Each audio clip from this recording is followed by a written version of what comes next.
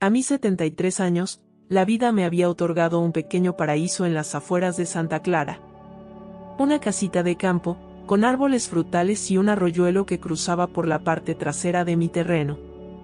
Después de 4 décadas como maestra en la primaria federal Benito Juárez, aquel pedazo de tierra era mi refugio, el lugar donde finalmente encontré paz después de tanto ruido de salones de clase.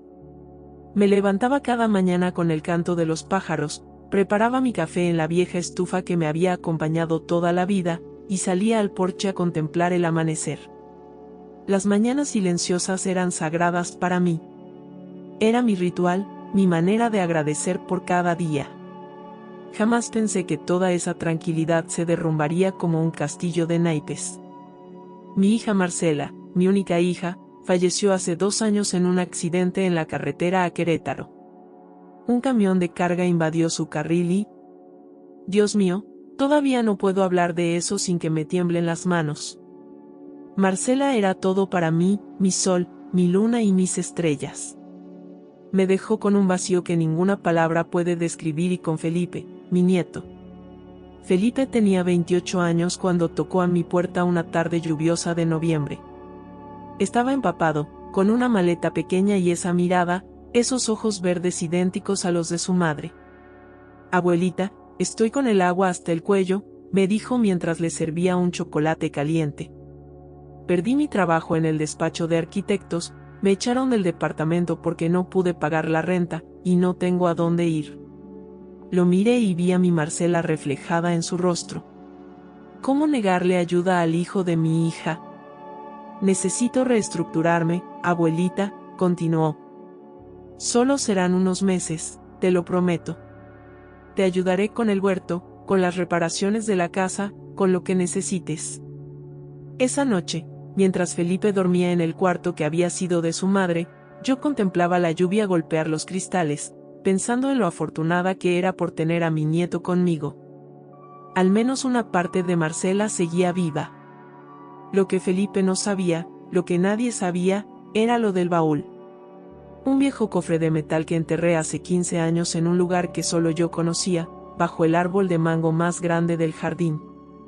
Ahí guardé todos mis secretos, fajos de billetes de las clases particulares que daba los fines de semana, parte de la herencia que recibí de mi tía Carmen y que nunca declaré, y el dinero de las antigüedades que vendí durante años a coleccionistas extranjeros. ¿Por qué no confié en los bancos? Pues cuando tenía 40 años, perdí todos mis ahorros en la crisis bancaria.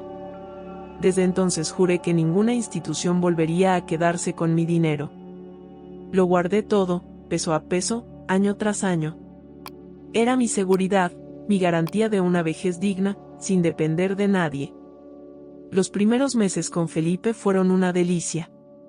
Me ayudaba con el jardín, reparó el techo que tenía goteras desde hacía años, y hasta me llevaba a mis citas médicas en Cuernavaca. Cocinábamos juntos los domingos y veíamos novelas por la tarde. Por momentos, sentía que tenía de vuelta un poco de la familia que había perdido. Pero hubo señales, pequeñas señales que no supe leer. Como la tarde en que entré a mi habitación y encontré los cajones ligeramente desordenados.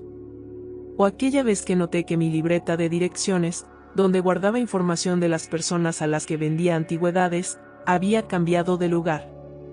Una noche, Felipe me preguntó sobre el valor del terreno. Abuelita, ¿alguna vez has pensado en vender este lugar? Es precioso, pero mantenerlo debe ser muy costoso para ti.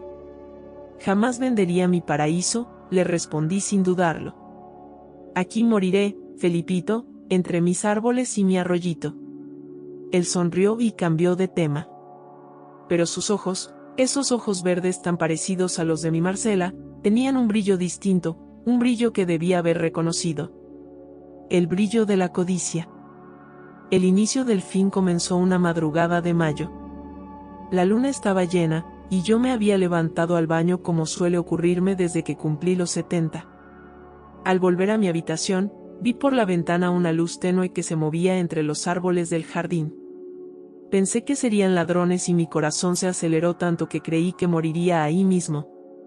Me armé de valor, tomé el viejo bate de béisbol que guardaba bajo mi cama y salí sigilosamente al corredor.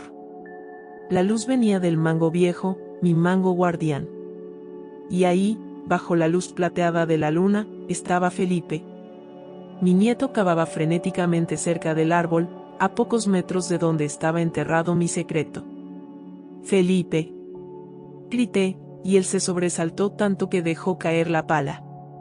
«¿Qué demonios estás haciendo?». Se quedó inmóvil por un segundo, luego se limpió el sudor de la frente con el dorso de la mano y sonrió. Una sonrisa que nunca le había visto antes. «Nada, abuelita. Estoy plantando unas semillas de aguacate que conseguí en el mercado. Son nocturnas, se tienen que sembrar con la luna llena». Semillas nocturnas. Una mentira tan absurda que casi me reí en su cara. Pero algo me detuvo, un escalofrío que me recorrió la espalda. «Son las 3 de la mañana, hijo, nadie siembra a esta hora», le dije acercándome. Él recogió la pala y la abrazó contra su pecho, como quien sostiene un escudo. «Es el mejor momento, abuelita. La abuela Carmen te lo habrá enseñado, ¿no?». Su voz sonaba melosa, manipuladora. La abuela Carmen nunca me había enseñado tal cosa, pero Felipe sabía que yo adoraba a mi tía y que mencionar su nombre siempre me ablandaba el corazón. Aún así, no le creí ni media palabra. Al día siguiente, revisé el lugar donde lo había visto cavar. No había semillas, ni hoyos nuevos, solo tierra removida. Felipe había estado buscando algo. Buscando mi baúl. Una semana después, mientras desayunábamos, le pregunté directamente: «Felipe, ¿por qué estabas cavando realmente la otra noche?». Él dejó de comer, me miró fijamente y después de un largo silencio respondió: «Una vez escuché rumores en el pueblo, abuelita, que tú tenías guardado algo valioso en el jardín. Dinero que nunca declaraste al SAT. ¿Es cierto, abuelita?». Mi sangre se heló. «Nadie sabía de ese dinero, nadie excepto». «¿Quién te dijo semejante tontería?», repliqué, intentando sonar indignada. «Tú misma me lo dijiste, abuelita», contestó con una calma aterradora. «Hablas dormida. Lo has hecho desde que llegué. Empecé a grabarte con el celular para entender si eran sueños, pero lo que decías era demasiado detallado como para ser casualidad. Al principio eran cosas sin sentido, pero hace un mes empezaste a hablar del dinero bajo el mango viejo, de las ventas de antigüedades que no declaraste, del oro que compraste con la herencia de la tía Carmen. Sentí que el piso se abría bajo mis pies. ¿Había estado revelando mis secretos mientras dormía? ¿Era posible?». Felipe continuó como si estuviéramos charlando sobre el clima. «La señora no debería guardar tanto dinero así, abuelita. Es peligroso. Alguien podría robarla, o denunciarla». Aquella última palabra cayó entre nosotros como una piedra en un estanque. La amenaza era clara. «No sé de qué hablas, Felipito», murmuré, pero mi voz me traicionó. Él simplemente sonrió, terminó su café y se levantó. «Solo digo que hay mejores formas de manejar ese dinero. Podría ayudarte. Estudié contabilidad antes de arquitectura, ¿sabías?». No, no lo sabía. De hecho, en ese momento me di cuenta de cuántas cosas no sabía sobre mi propio nieto.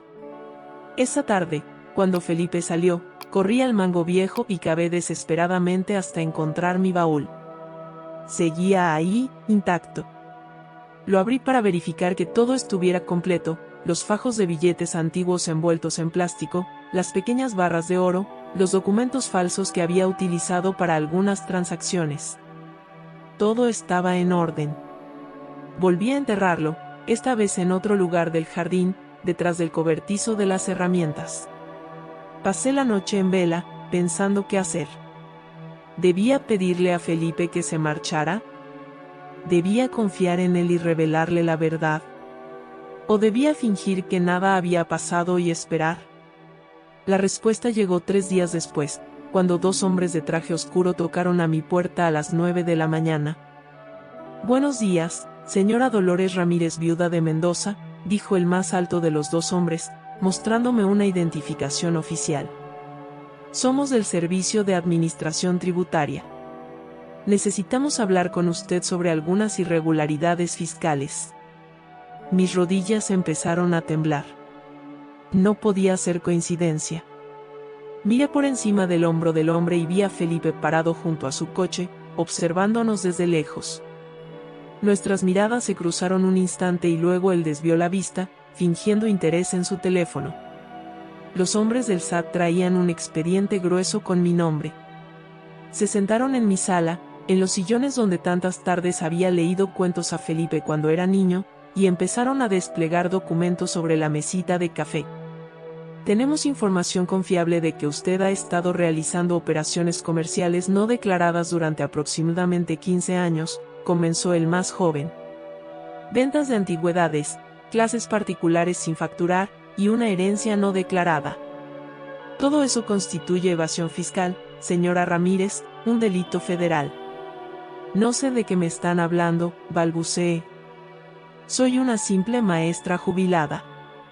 El hombre mayor, que hasta entonces había permanecido callado, sacó de su maletín varias fotografías y las colocó frente a mí. Eran imágenes mías, dormida en mi cama, mientras Felipe me grababa con su celular.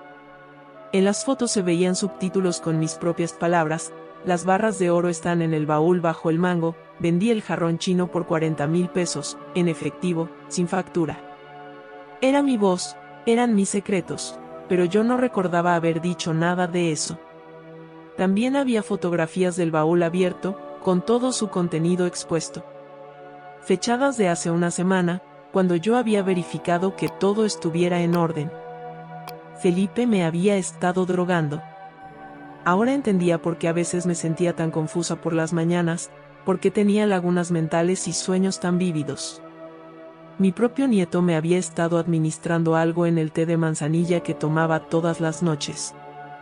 La investigación apenas comienza, señora, continuó el agente, pero las pruebas son contundentes.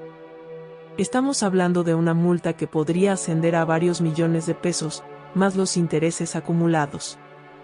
¿Y dado su historial médico reciente? ¿Mi historial médico?, interrumpí, confundida. El hombre me miró sorprendido y luego consultó sus papeles. Según los informes médicos proporcionados por su nieto, usted ha estado presentando episodios de confusión y pérdida de memoria. ¿No es así? Sentí que mi mundo se derrumbaba.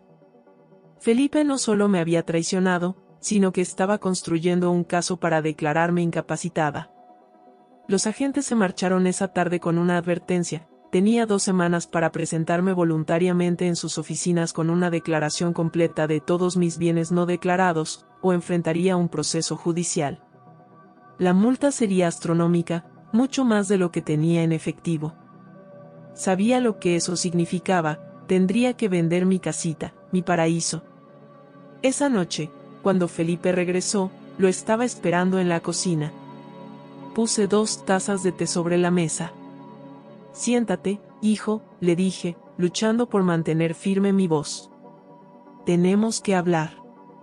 Él se sentó, cauteloso, y miró el té con desconfianza. No está envenenado, si es lo que te preocupa, le dije. Aunque debería estarlo, por lo que me has hecho. Felipe no negó nada. Me miró directamente a los ojos, sin un ápice de remordimiento.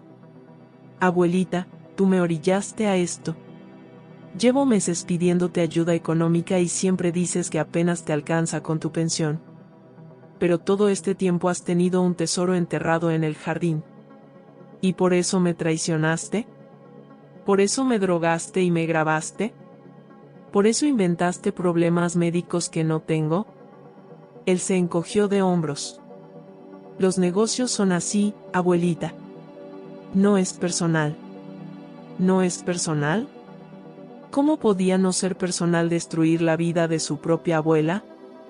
¿Qué es lo que quieres, Felipe?, pregunté, aunque ya conocía la respuesta. Quiero comprarte la propiedad, respondió sin titubear. Te ofrezco la mitad de su valor comercial. Con ese dinero podrás pagar la multa al SAT y todavía te quedará algo para vivir cómodamente en un departamentito en la ciudad. ¿La mitad? Esta propiedad vale una fortuna, exclamé indignada. ¿Es eso o la ejecución fiscal, abuelita?, contestó con frialdad. Tú decides. Y así comenzaron las semanas más difíciles de mi vida. Consulté con un abogado, pero las pruebas en mi contra eran abrumadoras. Felipe había tejido su red con paciencia de araña. Tenía grabaciones, fotografías, incluso testimonios de vecinos que aseguraban haberme escuchado hablar sobre dinero enterrado. Al final, firmé los papeles de venta. Mi casita, mi terreno, mis árboles, todo pasó a manos de Felipe por una fracción de su valor real. El único consuelo que me quedaba era una cláusula que mi abogado logró incluir en el contrato: yo podría seguir viviendo allí hasta mi muerte. Esa noche, mientras Felipe celebraba su victoria con una botella de champán, me senté en el porche a contemplar las estrellas, las mismas que había visto durante 20 años desde ese mismo lugar. Las lágrimas corrían por mis mejillas, pero no eran solo de tristeza. También eran de rabia, de impotencia, de traición. Felipe se marchó al día siguiente. Dijo que tenía asuntos que atender en la ciudad y que volvería en una semana. Yo me quedé sola, tratando de asimilar lo que había perdido. No era solo el dinero, ni siquiera la propiedad legal de mi casa. Era la confianza, la fe en mi propia sangre. 3 días después de la venta, comencé a sentirme mal. Primero fue un ligero mareo, luego náuseas, después una debilidad que me impedía levantarme de la cama. Llamé a mi vecina Josefina, quien llamó a una ambulancia. En el hospital, los médicos determinaron que había sido envenenada. No con una dosis letal, sino con pequeñas cantidades de un químico que se encontraba en los productos de limpieza. Pasé 2 semanas internada. Cuando finalmente me dieron de alta, Josefina me llevó de regreso a casa. Pero lo que encontré no era mi hogar. Mis maletas estaban en el porche, junto con algunas cajas con mis pertenencias personales. La cerradura había sido cambiada. Felipe salió a recibirme, acompañado por un hombre que se presentó como Dr. Rivero, psiquiatra. Abuelita, qué bueno que ya estás recuperada, dijo Felipe con una sonrisa que no llegaba a sus ojos. Lamentablemente, no podrás quedarte aquí. El doctor Rivero ha determinado que intentaste suicidarte con productos de limpieza y ya no estás en condiciones de vivir sola. Eso es mentira. Grité desesperada. Tú me envenenaste. El doctor Rivero intercambió una mirada con Felipe y negó con la cabeza, como confirmando sus sospechas sobre mi salud mental. Te conseguí un cuartito en una pensión cerca del centro, continuó Felipe, ignorando mi acusación. Es pequeño pero acogedor. La señora que la administra ya está avisada de tu condición y te supervisará. No puedes hacer esto, susurré, sintiendo que las fuerzas me abandonaban. ¿El contrato dice? El contrato tiene una cláusula de salud mental, interrumpió Felipe, mostrándome un papel. Si se determina que no estás capacitada para vivir sola, la cláusula de residencia queda anulada. Está todo perfectamente legal. Miré el contrato que yo misma había firmado. Efectivamente, ahí estaba esa cláusula, escrita en letra pequeña, en una sección que probablemente pasé por alto en mi desesperación. Josefina, mi buena vecina, intentó intervenir, pero Felipe la amenazó con llamar a la policía si no se marchaba. Al final, no tuve más remedio que subir a su coche y dejar que me llevara a la ciudad, a una pensión decrépita donde ahora vivo, en un cuarto de 4 por 4 metros, con una ventana que da a un muro de ladrillos. Desde mi pequeña ventana, puedo ver a lo lejos las colinas donde está mi propiedad. Felipe la transformó en una posada para turistas extranjeros. La Casa del Mango, la llamó, con una ironía que solo él y yo podemos apreciar plenamente. A veces, cuando el dolor de la traición es demasiado intenso, me pregunto si debería rendirme, aceptar que he perdido todo y que mis últimos años los pasaré en este cuarto miserable.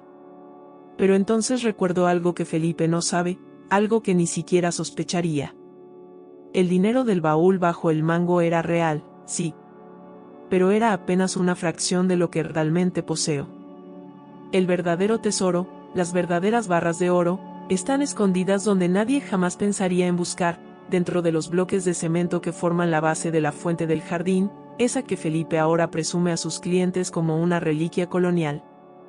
Durante años, mientras servía como maestra, también fui la intermediaria perfecta para un grupo de coleccionistas europeos que buscaban arte precolombino. No pregunten cómo conseguía las piezas, ni por qué las pagaban en oro puro. Hay secretos que una mujer de mi edad debe llevarse a la tumba. O casi. Lo más doloroso de toda esta situación no ha sido perder mi casa, ni descubrir la traición de Felipe. Lo más doloroso ha sido darme cuenta de que nunca conocí realmente a mi nieto, ese niño que crié como si fuera mío cuando mi Marcela tenía que trabajar dobles turnos. Ese niño al que le enseñé a leer, a quien curé las rodillas raspadas, a quien consolé cuando su primer amor lo rechazó. Quizás la culpa es mía por no haber visto las señales desde el principio. O quizás algunas personas nacen con esa capacidad para el engaño, con esa frialdad calculadora que les permite planear la destrucción de quienes más los aman. Mi vida ahora es simple y austera. Me levanto temprano, preparo mi café en la pequeña parrilla eléctrica que me permitieron tener, y paso las mañanas mirando por la ventana, recordando mi jardín, mis árboles, mi arroyito. Las tardes las dedico a leer libros viejos que encuentro en una biblioteca cercana. Y las noches son para planear. Porque si algo aprendí en mis 73 años de vida, es que la paciencia es una virtud que se recompensa sola. Y yo tengo toda la paciencia del mundo. He contratado a un joven abogado, recién egresado y hambriento de justicia. Le pagué por adelantado con una pequeña barra de oro que logré conservar, escondida en el dobladillo de un viejo vestido. El muchacho está revisando cada detalle del contrato que firmé, buscando cualquier irregularidad que pueda invalidarlo. También he iniciado una denuncia formal contra el doctor Rivero. Resulta que el buen doctor tiene un historial de certificados médicos fraudulentos y ha estado involucrado en casos similares al mío. Es cuestión de tiempo antes de que su licencia médica sea revocada y su testimonio sobre mi supuesto intento de suicidio pierda toda credibilidad. Y luego está Josefina, mi fiel vecina, quien ha estado documentando todo, las visitas nocturnas de Felipe a mi habitación cuando yo dormía, las sustancias que agregaba a mi té, las conversaciones sospechosas con los supuestos agentes del SAT, quienes, según hemos descubierto, no eran funcionarios reales sino actores contratados para intimidarme. Pero mi plan más importante, mi verdadero acto de justicia, está apenas comenzando. Hace 2 semanas me presenté en la Casa del Mango, como una turista cualquiera. Con el pelo teñido, lentes oscuros y un bastón que realmente no necesito, Felipe ni siquiera me reconoció cuando me mostró las instalaciones, presumiendo de su herencia familiar. Esta propiedad ha estado en nuestra familia por generaciones, le contaba a un grupo de turistas estadounidenses. Mi abuela, que en paz descanse, me la dejó con la condición de que la convirtiera en un lugar donde otros pudieran disfrutar de su belleza. ¿En paz descanse? Según mi nieto, yo ya estaba muerta. Quizás en su mente, eso facilitaba sus mentiras. Durante el recorrido, me las arreglé para separarme del grupo y acercarme a la fuente. Ahí estaban, mis bloques de cemento, intactos. Felipe había renovado toda la propiedad, pero la vieja fuente seguía en pie, probablemente porque le daba ese toque auténtico que tanto valoraban los turistas. Esa noche, regresé sigilosamente. A mis 73 años, todavía puedo trepar una cerca con sorprendente agilidad cuando la motivación es suficiente. Llevo 15 días visitando mi propiedad en las noches, recuperando poco a poco mi tesoro escondido. Un bloque cada vez, un lingote cada noche. Con ese oro estoy financiando mi verdadera venganza, la compra de los terrenos colindantes a la Casa del Mango. Felipe cree que tiene un paraíso turístico, pero pronto descubrirá que su paraíso está rodeado por propiedades que planean construir fábricas, talleres mecánicos y una granja porcina, todo perfectamente legal y estratégicamente ubicado para arruinar su negocio. ¿Y lo más dulce de mi venganza? Todas estas propiedades están a nombre de una sociedad anónima cuyo verdadero dueño jamás sospechará. La vida me enseñó, demasiado tarde quizás, que los secretos más peligrosos son aquellos que compartimos con quienes amamos. Pero también me enseñó que la justicia, aunque lenta, siempre llega. Y cuando Felipe lo pierda todo, cuando su negocio quiebre y sus deudas lo ahoguen, estaré ahí para ofrecerle un trato, un cuartito en esta misma pensión, con una ventana que da a un muro de ladrillos. Porque hay una cosa que mi nieto olvidó cuando planeó mi destrucción: yo fui maestra durante 40 años. Y si algo sabemos las maestras, es cómo manejar a los niños malcriados. Esta es mi historia. No es una historia de derrota, sino de resistencia. No es una historia de víctima, sino de sobreviviente. Y sobre todo, es una historia que aún no ha terminado. Porque a mis 73 años, con más astucia que fuerzas, más determinación que recursos, estoy a punto de enseñarle a mi nieto la lección más importante de su vida, que quien traiciona a su propia sangre, tarde o temprano, paga el precio.